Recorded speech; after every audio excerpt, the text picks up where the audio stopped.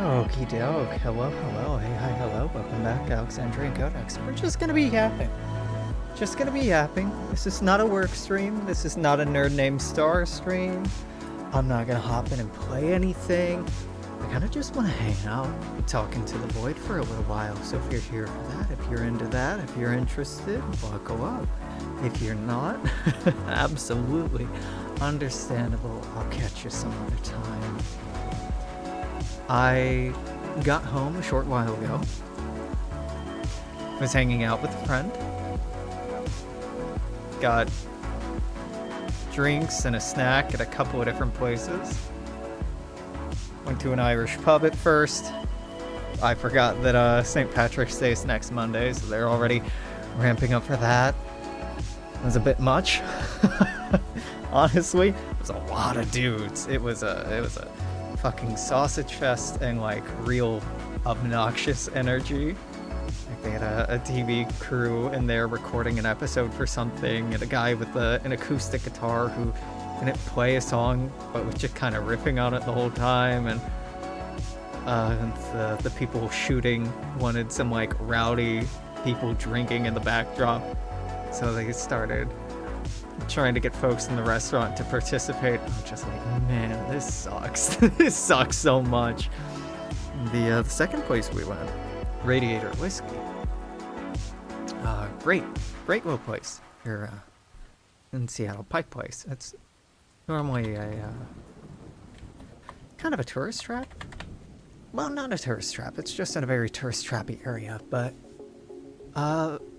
super cozy. Super cozy. Very chill, weird, comfy staff. That place had great Seattle vibes.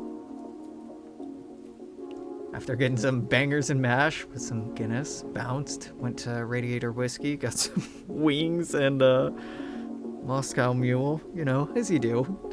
Just a whole healthy meal.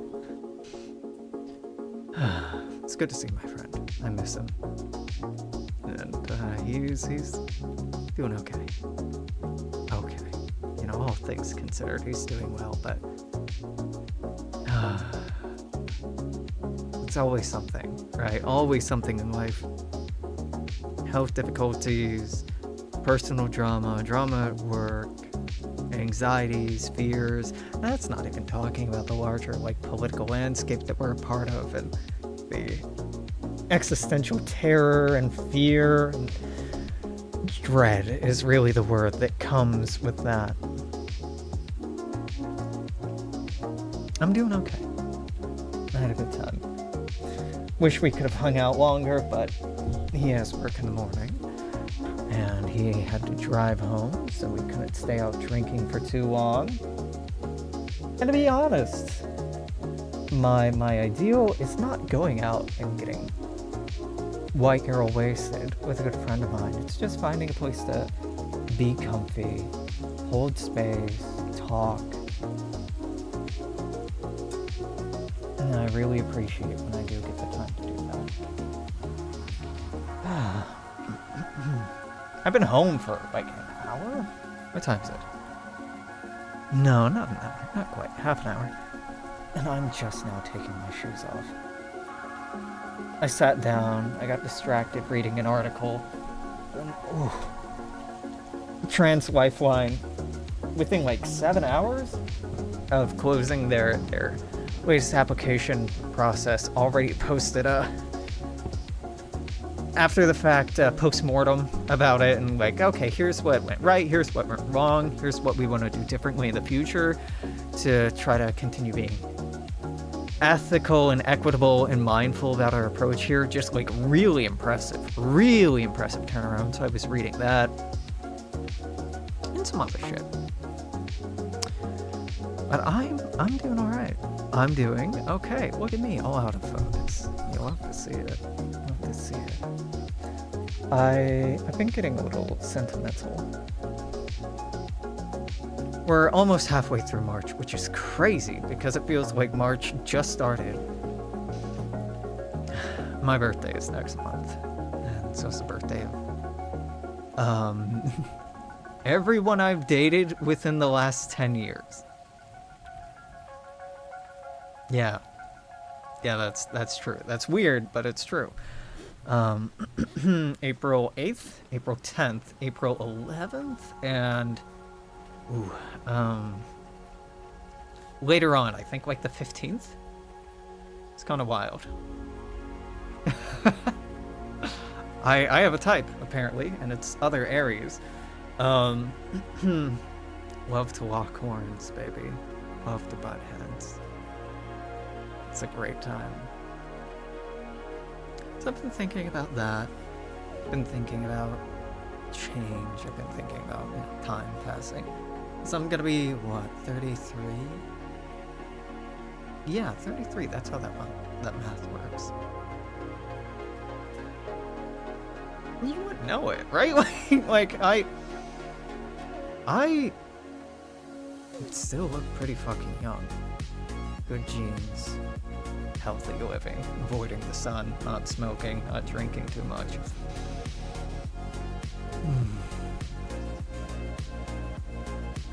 I was this morning rearranging my apartment. I talked about this earlier today to get this shot looking the way it does because I wanted this shot instead of the angle we had before of just kind of the background of my living room. And as I was moving stuff around, I knocked over a bunch of board games. One board game in particular had me quite thoughtful. The name of the game is, let's make sure I get this right before I start blabbering on about it. Charterstone. Charterstone is a competitive legacy game scaled for 1 to 6 players. It's a legacy game because as you play it, every session you add on more and more, but the world stays the same and develops, and the things that you built or not built, the economy, the winners of the previous rounds, all that carries forward with bonuses or detriments or whatever have you. And so you are cooperatively telling the story of this town that you're building at the same time that you're competing with one another. And it's such an interesting idea, such a fascinating concept for a board game. I've been transfixed by it since I first came into contact with it, but I have never successfully played through it. Never. I have tried to start playing Charterstone 3 distinct times. One fizzled almost immediately, didn't even get to playing. One was in a long-term relationship. I think my longest committed monogamous relationship. It might be true. It's up there. And one in my most recent committed monogamous relationship. And I've never seen the end of this fucking game. I've seen parts of it, I've seen chapters, I've seen episodes, but I haven't seen the whole damn thing through. Because every time I play, because it is kind of competitive, I get out ahead of the other person. And the fun goes away for them and they don't want to play anymore. And it sucks because this is not a cheap game, for one, which that's not why it sucks. Charterstone is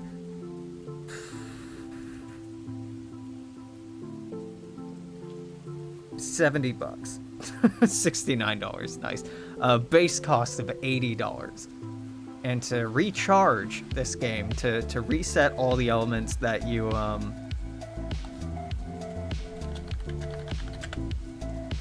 modify is $30. So I'm in at this point like $140 fucking dollars playing one goddamn board game. And it is, I've never seen the end of it. I don't even think I've gotten halfway through it because of this. And it's It's so weird having both versions of the aborted game states and the history, the worlds that were built. I have them still. They're in my apartment, they're in the box. And, today when I accidentally knocked it over, I had the thought of, like, maybe I should just recycle this. Maybe I should throw it away. I can't gift the game or rehome the game, because once you start playing the game, there's permanent edits that you make to the world so that anybody picking it up from here aren't playing from the beginning, they're hopping in the middle, and it's a weird experience, right? So it doesn't feel right to do that. We just kind of have these legacies of our relationships of our past, romantic, platonic relationships hanging around all the time. I talked about a little bit earlier when I was streaming how some things up here, oh my god, you can do it, Alex. Some things up here are really just those two? No. The ditto, the gender no thanks, fuck, there's a word for that. The maybe Blahai Shark and the stitches were all gifts. This chair was a fucking gift. The desk that I have the monitor sitting on right now that I'm recording on, that was a gift. I have so much residue from past relationships just living with me. Like this cool coffee table over next to me, I bought with a former partner of mine. The coffee table I use in my living room, I painted with some people that I dated and hooked up with for a while. I have little toys and inside jokes and little statues and stuff that I bought thrift shopping with people that I've dated. I have plants that I adopted with people that I dated. I have artwork and books written and made by people that I've dated. There's so much baggage that we carry from relationship to relationship. And there's a really juvenile motivation and sentiment to this idea of like, well, once you're out of a relationship, you should just cut all ties, burn the bridges, and get rid of it. I remember a friend of mine, I think I came home from college, maybe? And he was going through a breakup. This might have been high school. Penny, there's no way in hell you're watching this, but love you, bud.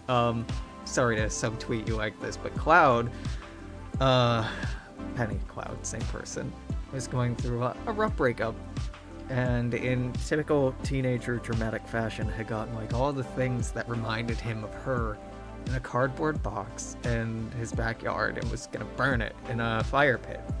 And he did. And I think about that a lot when I think about my own relationships, when they end, and what I want that transition to look like. Do I want to slash and burn? Do I want to burn the bridge? Do I want to, apocalypse this shit and act like it never happened? And I don't. I like how we leave marks on one another, and how we stain one another and change one another in profound and insignificant ways. I like being molded by the people that I've trusted, by the people that I've been close to, by the people that I've loved. And some people have taken advantage of that, and some people have broken that trust and have, turned those chapters sour. But I am not an island. I'm not some monolithic, uniform thing that transcends time. There's no Alex. There's no self that's like this universal constant. I like it being mutable. I like it being transitory. I like it being flexible. I like it being fluid. And I think that's really beautiful. Though it is challenging. It is challenging, right? Like, I almost cried actually reading a letter from my last partner today. It was in a stack of things that I was sorting through to find stuff I wanted to hang up. And they're autistic, and they sent me a postcard. They love postcards. They love sending postcards to people. They love getting postcards. It's a whole thing for them. It's really cool. It's kind of out of hand, and they've had kind of a hoarder thing going on, but it's cool in theory. They sent me one, and it's covered in stickers. Stickers of like K-pop artists that they really like pop figures that they really like, and just like random other stickers. And the back of the postcard talks about how they were putting it together and what they were thinking about in their day, and how they were feeling hopeful about our relationship, which, you know, once it's over, and it's been over for like years, that's kind of hard to read always. Even if it's been like a decade, it never gets easy to read, being like, ooh, yeah, that still hurts. But reading them talking about like the sensory of it, like running their fingers across it and how it felt,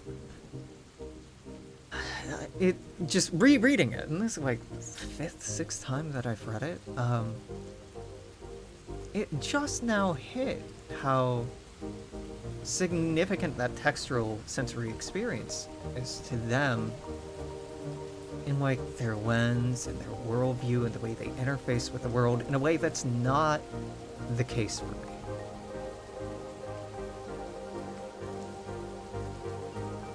And I think fairly in that relationship they criticized and were not satisfied with how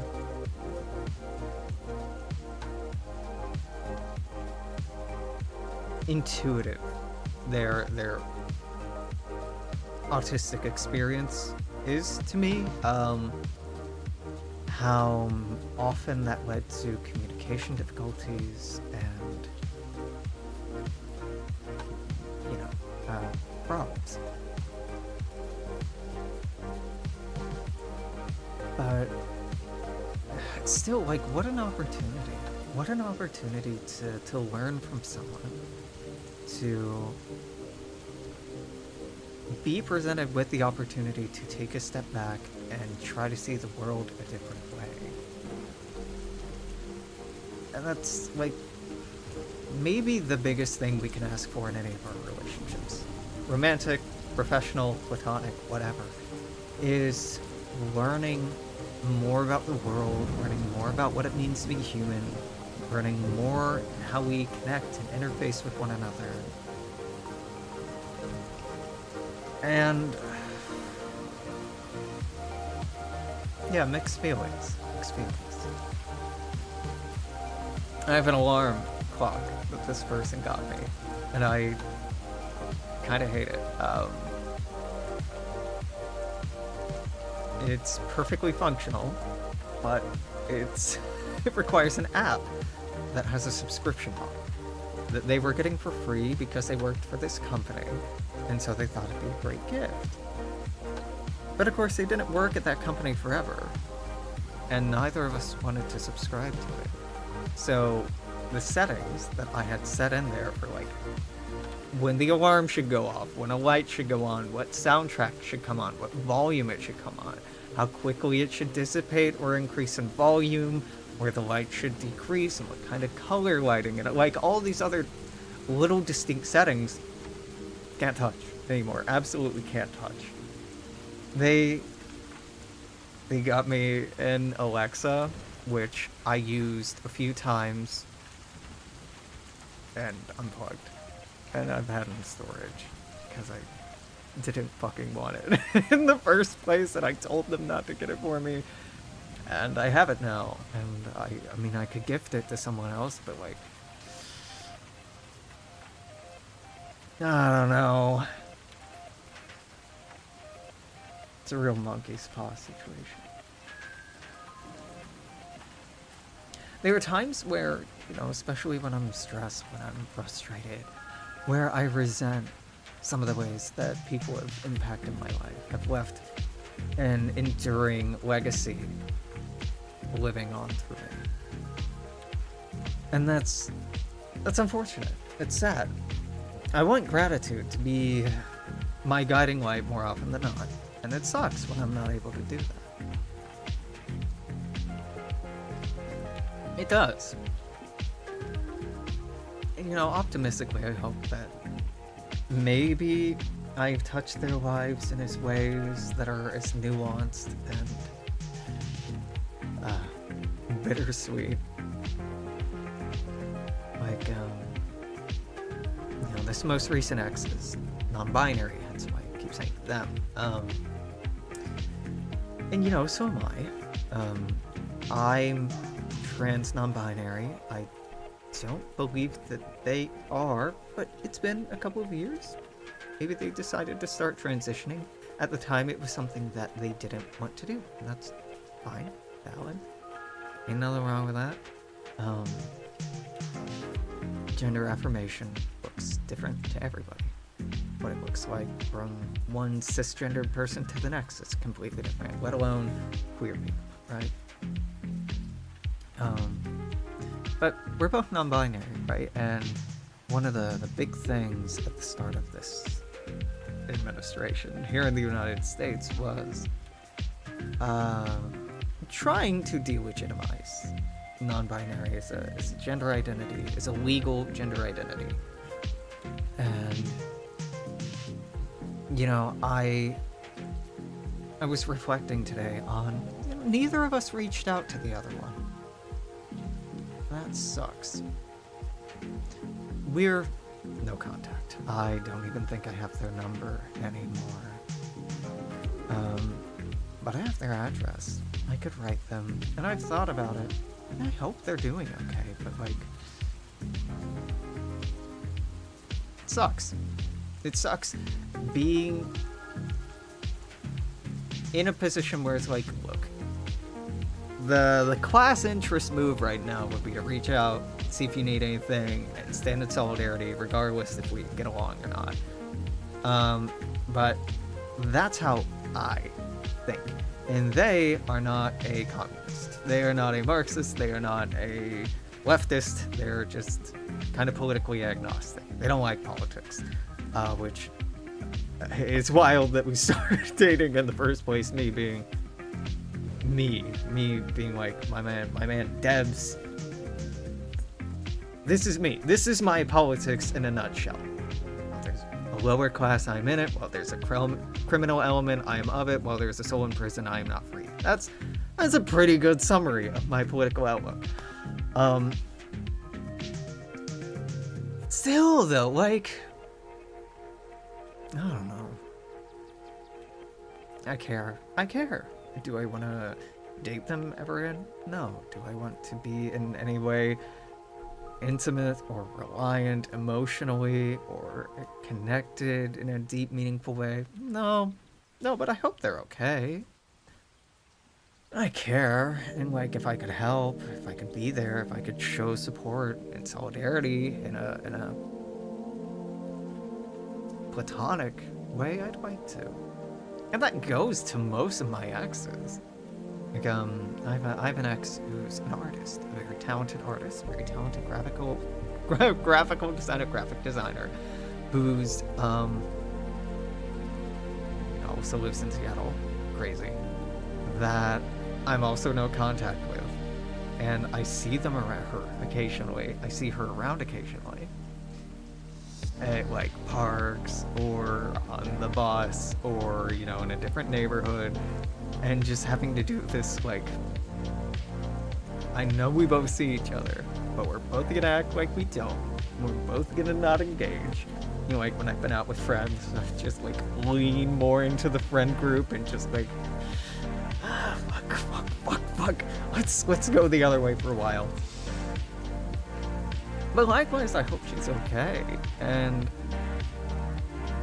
things being as fucking dire as they are, it makes me want to reach out to people who I'm not really on speaking terms with and be like, look, we're not close. We don't need to be close. I just need you to know that I'm around and I care about you. If you need anything,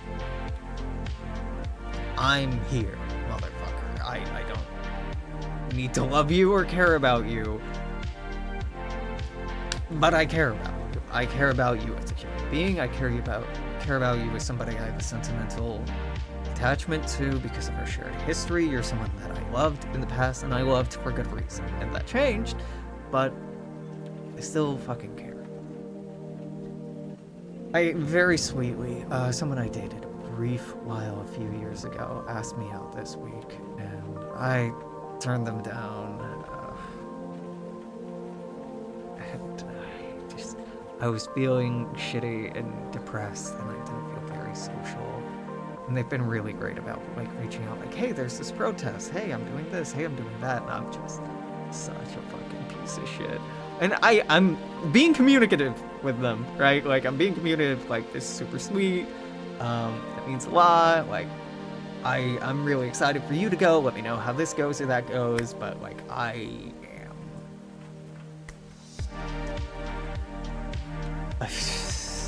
it depends on the day, right? Depends on the day. But generally, like, not doing so hot this year. As far as, like, my mental health, my outlook, I'm doing phenomenally compared to the past year. I am stubbornly hopeful. I am aspirational. I'm looking forward to the future. But I still have a lot of days where I'm like, look, I feel like I'm not bringing a lot to the table right now, and I don't want to go on a date with you because I'm not feeling super secure. I'm not feeling super confident, and I want to be able to bring that confidence into romantic context. And it's not there sometimes.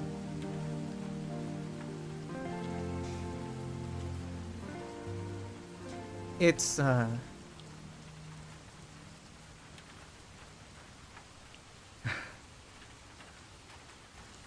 it's been almost 10 years. Or maybe exactly 10 years since I moved to Seattle. It's wild. Absolutely wild. I had never lived anywhere 10 years before.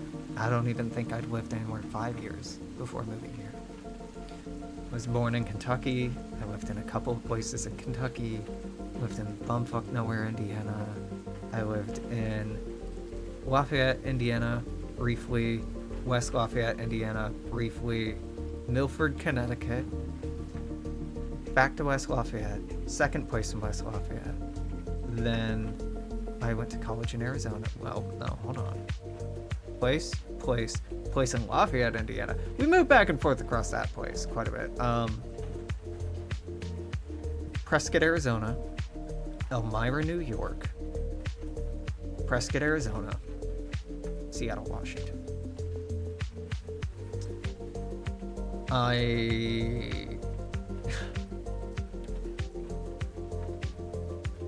really like how effortless it's been feeling at home here. I think it's weird and a little cold and turned off. People are private here. People aren't super neighborly. We're kind, we're considerate, we care, but we keep our distance. And I really fucking appreciate that. And I really do.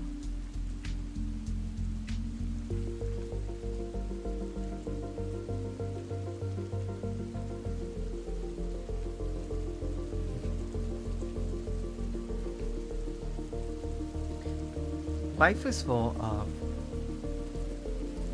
fascinating pivot points. Small moments where something happened, where an alternative or opposite was just as possible, just as likely, and only didn't happen out of chance, circumstance. And because of this tiny, insignificant change, life goes completely differently. Small example.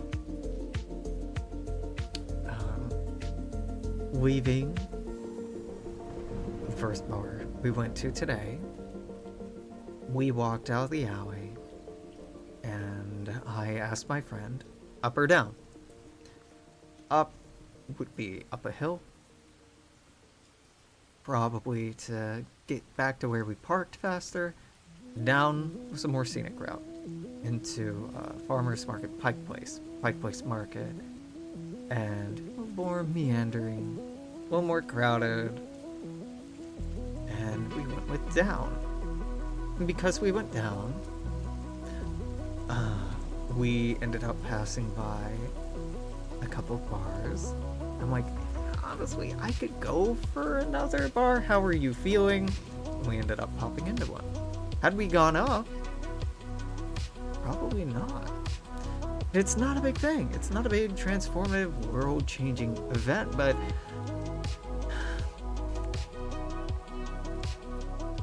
you know, it's so fascinating how, like, even the street you decide to walk down one day, or what street you decide to turn on, or what route to go into work, changes your entire day. That your disposition, that your outlook, that your emotional state is just forever rolling on. And every ping, every pivot, every dent, every turn, every pothole or speed bump along the way moves you toward a new destination. Even if you're still at work, even if you're still at school, even if you're still home, even if you've reached the broader destination, the means by which you got there in infinitesimal detail matters so much. And it matters so much in such a small, tiny way that's really hard to quantify that we don't sit and agonize over it. We don't think too much about it. We don't try to quantify it. You just kind of take it as it is.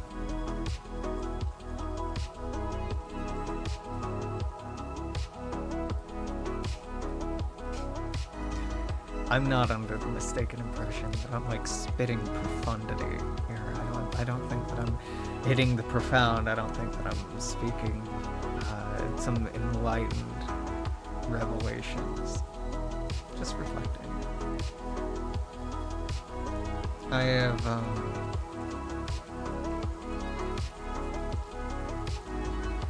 I've been practicing Spanish daily for 183 days? 181 days. 181 days. I started it, practicing it, because I was head over heels for someone from Argentina. I still am, by the way. I haven't been talking to them super lately. They kind of dropped off the face of the earth. I know they're alive, but we haven't kept up. Which is sad. Last conversation we had was really sweet, and then ghost. It happens. People get busy, other priorities come up, especially long distance, like another romantic situation popping up, or another intimate situation popping up, taking more time and bandwidth and energy, being more at the forefront of your mind, work getting busier, just getting out more with friends, or having your economic circumstances change, you know, having new health difficulties, whatever else, right? Like, it happens. I'm not happy about it, and I'd like it to change, but it happens. But now, you know, I'm 180 fucking days in, and I'm not doing it for them anymore, but I think about them every goddamn time I do it. It's something that, like, well, okay, this is good for my personal development, and I want to learn this anyway, and I started doing it. It's like a sweet thing, like, well, you can speak my language.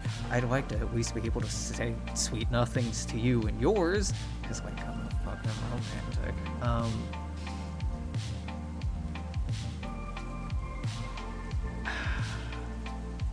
It's interesting. It's really interesting.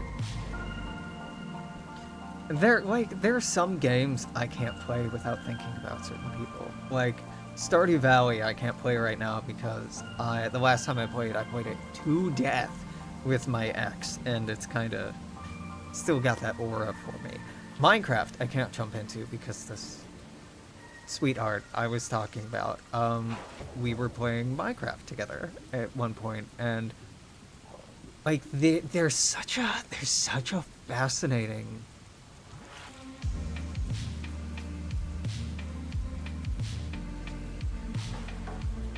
landscape. I wanted to say graveyard, but that's a bit dark. Landscape of spaces, especially with games. What happens to a game once it's over? What happens to your Minecraft world when the relationship falls apart? What happens to your Raft playthrough when you two stop playing? That world is still there. It's still saved. It's still in bits and code, and it's just waiting to be set up again, waiting to be played again, and it never will. Like, Charterstone, the board game I was talking about when I opened. Exactly the same thing. Like, the world is still there. It's waiting for the next turn. It's waiting for the continuation of a game that's never going to happen. And that's so...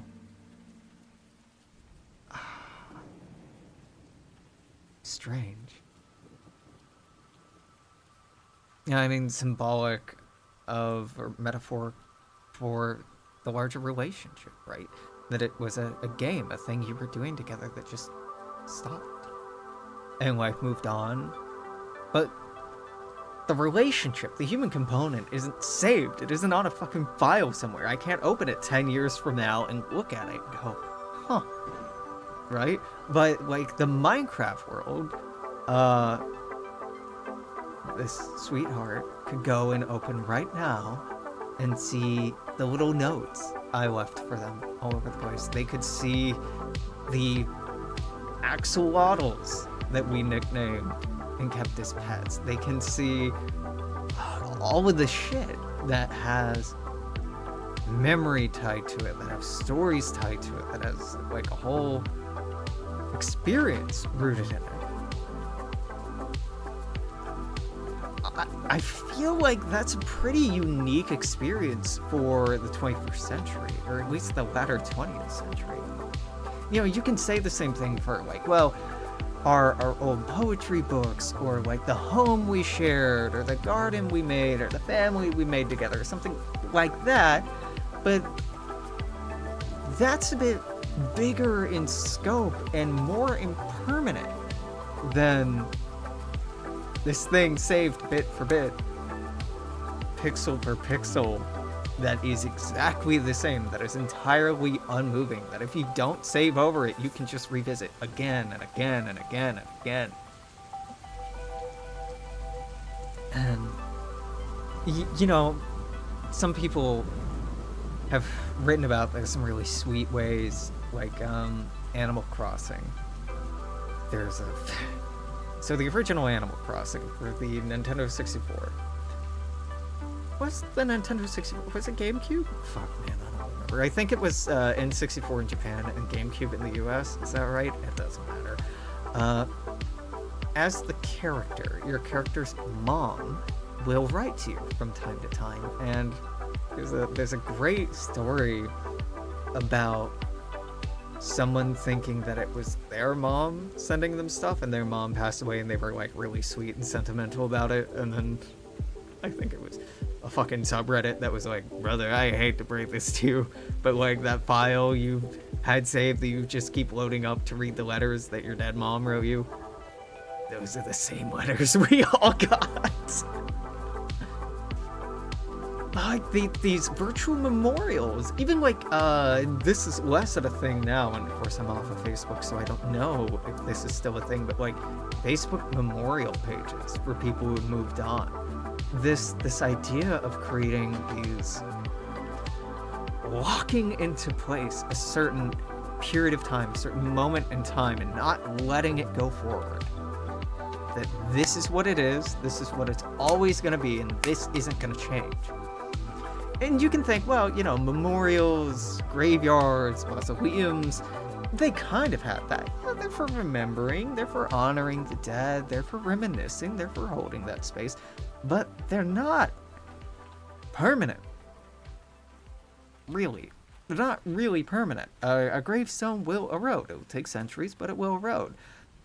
Markers tend to be kept on, I think, century-long leases. You don't actually buy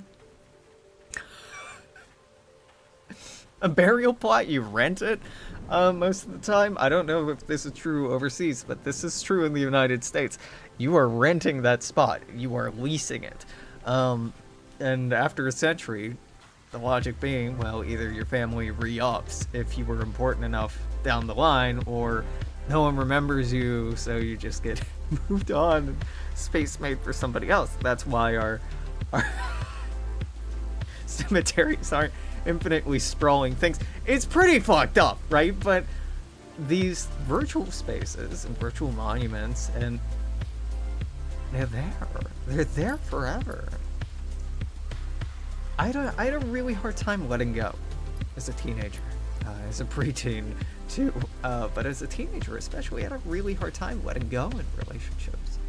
Moving on was really, really difficult for me. I'm a deeply romantic person. I'm a very passionate person, and so when I get attached, I get really attached. And when I experience heartbreak, I really do.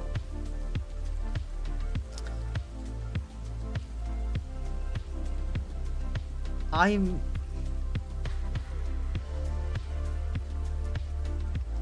not sure that the intransient nature of some of these memories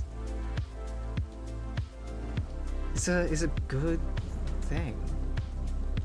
It's interesting. It's novel. It's certainly novel. But is it good? Is it healthy? Is it... I don't know. I don't think so.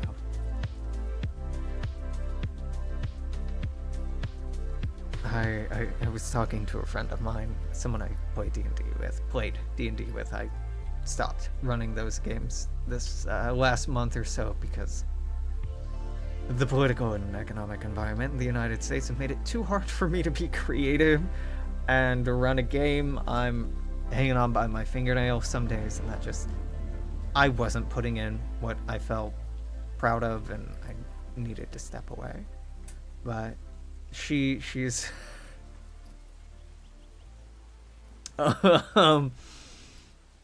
she gets shown her ex's mail by the United States Postal Service because she and her ex were married and had a joint account that was signed up to get email notifications of mail.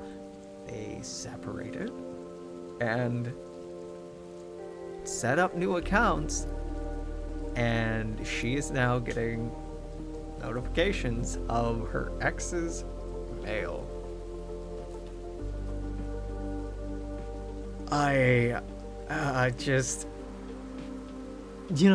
we all have weak moments where we go and look up an ex or look up someone that exes for the most part, being like, what are they up to? How are they doing? What's their Instagram looking like? Are they dating anyone? Do they still have that job? Have they been making any art lately?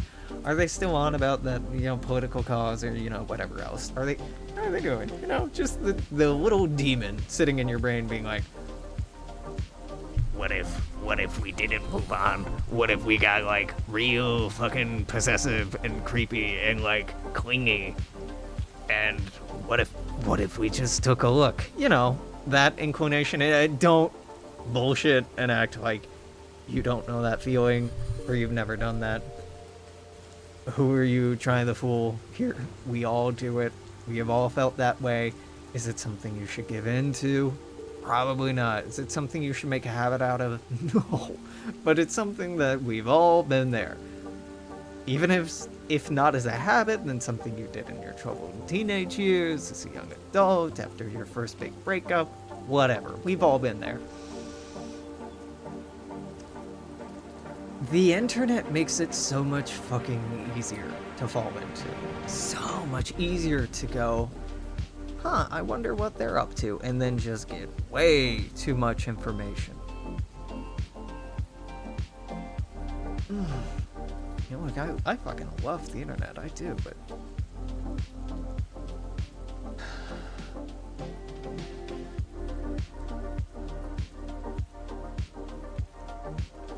when I'm not talking to someone and I'm wondering if they're okay, I'm wondering if they're upset with me, I'm wondering if there's something wrong, if we're not communicating at all. They are not communicating at all. And we happen to be on the same servers, or same subreddits, or follow the same Twitch streamers, or whatever. And I happen to see them in one of these other environments. That sucks. That sucks, brother, that sucks. In a pre-internet setting, you would at least sort of know. Like I was talking about running into one of my exes in public at least once a year.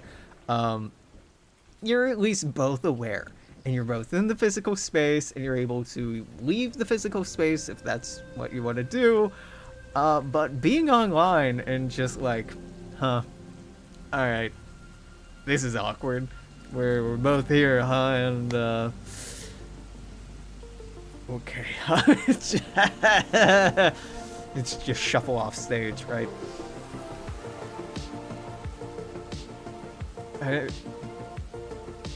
It's really cool. I'm trying to be positive. It's really cool and challenging. Living at a time where so much information is so readily available and our privacy is so non-existent. So non-existent.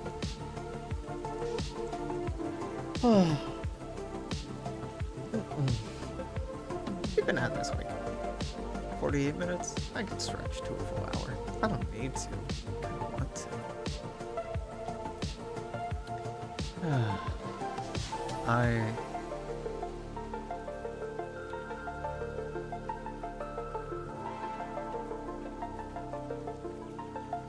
I have a delusion. I do. And that delusion is that something good is around the corner. I'm not sure what. But I've had this feeling for a month and a half. Something really good is right around the corner. I don't know what, and I assume, for me, but I just have this irrational feeling like something good is going to happen. And I say irrational because, like, looking at the news, looking at the economy, looking at the political landscape, not so much, my guy. Lots of pretty bad stuff happening pretty consistently. What fucking good thing is around the corner? Not a lot. Not a lot. But the delusion's still there. And you know, maybe. You never know. You never know. If you keep saying something good is gonna happen, you'll probably be right eventually.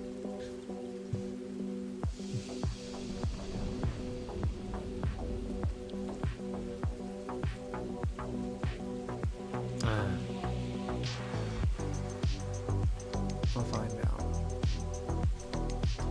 I could very easily go off on a long tirade about politics, about current events. I did earlier today while out one bar and then at the next bar. Kinda got out my system for the day. I say that, but if I go look at the fucking news right now, I'm sure some new horror will have awoken in the last couple of hours.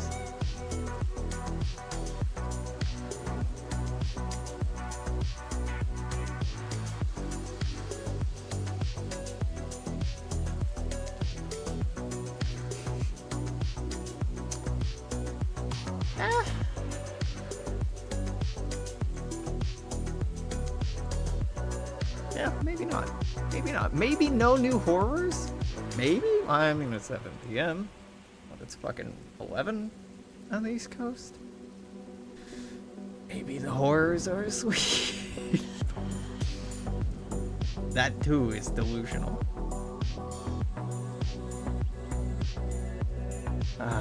I don't have aspirations for like, oh, what are we gonna stream? What are we gonna play? What content are we gonna make? I'm good. I'd like to find something that I'm excited about. I'm not finding it right now. You know, Disco Elysium's out there. I was a teenage exocolonist. I could take a shot at that. Play some Ambinar. Maybe. I've been playing a lot of Kingdom Come Deliverance. I ain't streaming that. I think when it comes to like single player RPGs, I don't want to stream them because the fucking Let's Player dialogue pressure of like, oh, we gotta constantly be talking. Okay, we're gonna go here. We're gonna get this thing. All right, cool. Well, I got this thing. Now this thing, that thing, that thing. Now I'm going here. I'm gonna move this. Whoa, we're moving this. Whoa, ooh, wow. Look at this thing. What about that thing? Wow, you know, this is really pretty. That's really cool. Constant fucking narrative makes it so hard for me to enjoy RPGs, single player RPGs. I can't get into the story. I can't appreciate the music. I can't really get immersed. It's just like everything I love about them doesn't land when I'm streaming and recording it, which sucks, which really sucks because I would love to be making content about that. EU4, like strategy games, there's nothing to get immersed in except the fucking story, right? And the setting that we're putting onto the game. So doing the fucking Let's Play dialogue on top of that, no problem. I'm doing it over a more narrative game where it's more linear and the narrative can carry a lot. And I can do more like React content. That's great. You know, a new Life is Strange came out and I haven't done that. It's an option. I've heard next to nothing about it, which means it probably isn't good. God knows Cabra would just make fun of me if they find out that I've been playing more Life is Strange, but it's out there. It's a possibility. We'll see. I had actually been thinking about doing some painting stream. I used to when I was making TikTok content before I deleted TikTok. I would every so often do like a 10-minute painting, me just talking while painting, and hanging out, cute, holding space, talking about life, feelings, processing stuff, and I really enjoy doing it. I actually really enjoy the short form content of TikTok and just being able to like blabber for 10 minutes and then put it into it, fucking send it. And I made such little effort to pivot that somewhere else. I've been thinking about the way that I've torpedoed Facebook, Instagram, Twitter, TikTok, and like any following I had on there, I gave like a week's heads up, like, hey, I'm getting the fuck out of here. Hey, I'm getting the fuck out of here. Hey, for real, I'm getting the fuck out of here. Peace. That was the way I did it. And I just don't care. I just don't care about trying to leverage content to build a following and move that following from one site to the next. And I did once upon a time. I don't anymore. I do this shit for me. I stream for me. I talk through the content I'm making for me. I play the games I want to play for me. I don't do it for an audience. I don't do it to be perceived. I don't do it to be a big streamer, be a successful influencer. That's not That's not what I'm about. I'm here for me. I'm here because I like it. And I get to learn doing it. And I do get to meet some cool, some interesting people. I do get to practice new skills. Selfishly, I'm here for me.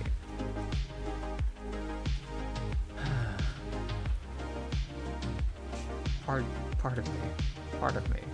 Well, Alex, you could try to get back into doing fucking EU4 streams or something. And Anbanar might get me there. Anbanar may get me there. I have actually been thinking about, okay, well, if I do an Anbanar series, what would I start with? And honestly, where I'm at right now is, I think we just start at the top of the nations list and go down in alphabetical order. I think we probably start with Laurent, which makes me don't want to do that, but there aren't a lot of Anbanar creators out there. There's a few there's one that I like and follow, and he has good politics. He has good politics. Hold on. What the fuck is his name? Poiuy. It's Poimu. It's a fucking stupid screen name, my guy.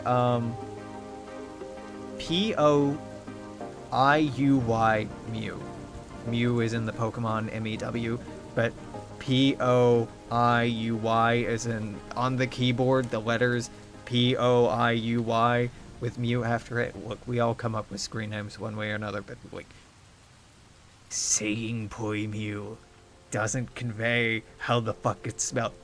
Good content creator, great guy, funny guy.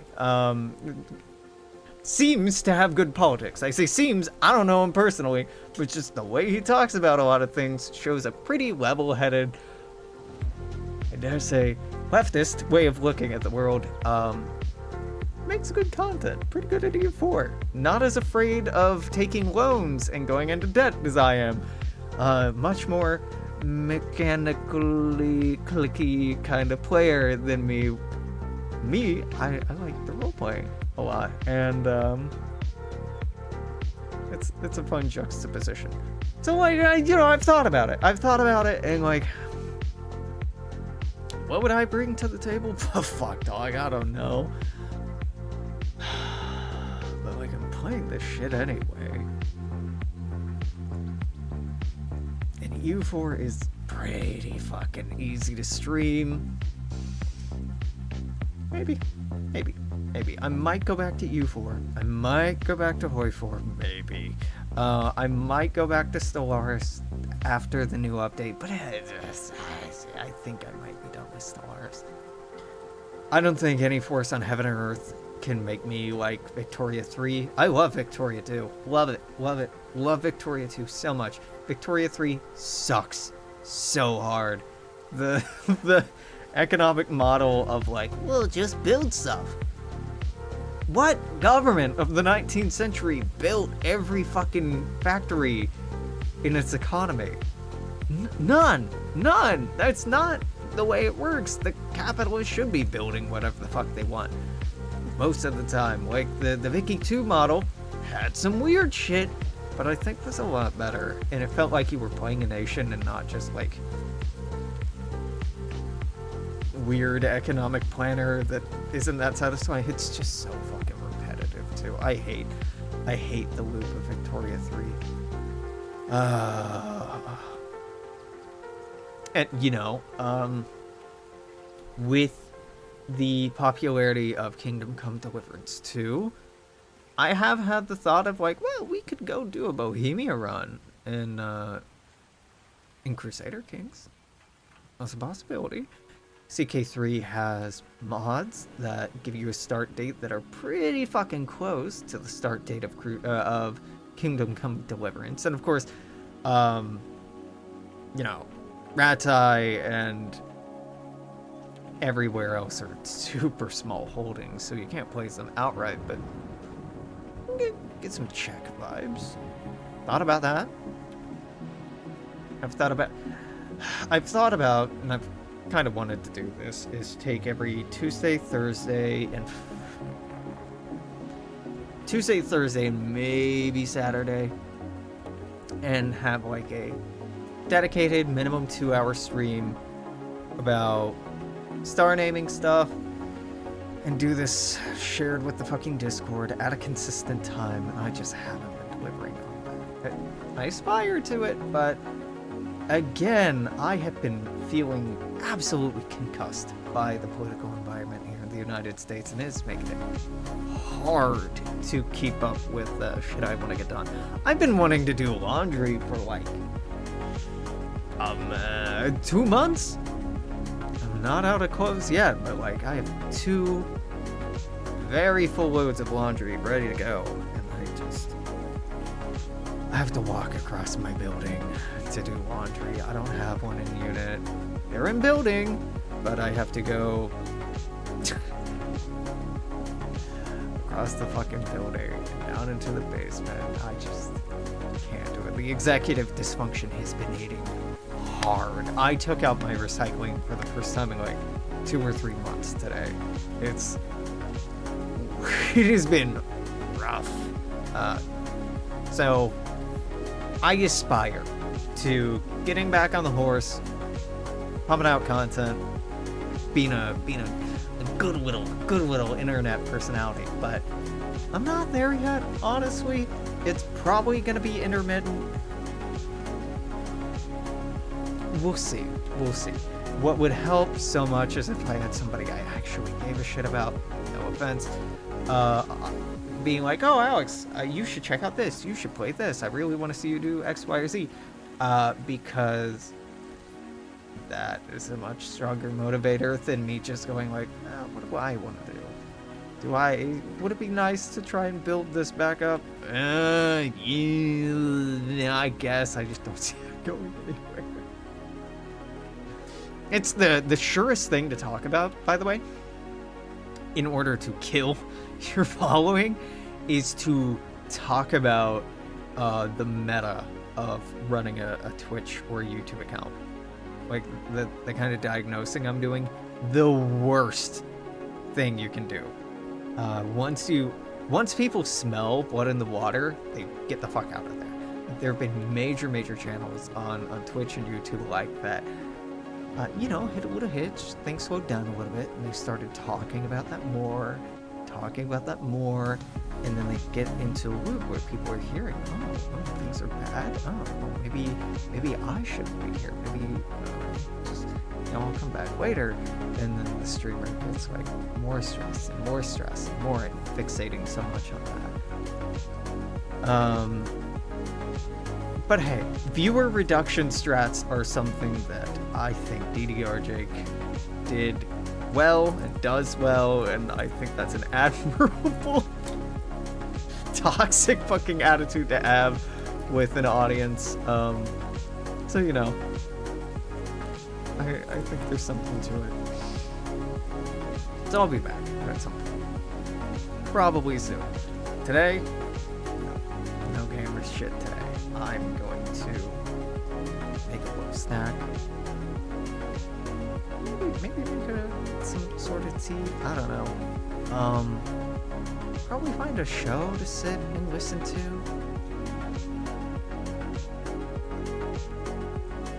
Yeah, nothing exciting, dog. Nothing exciting. I want to just relax and chill out and have a nice quiet evening. It sounds really nice.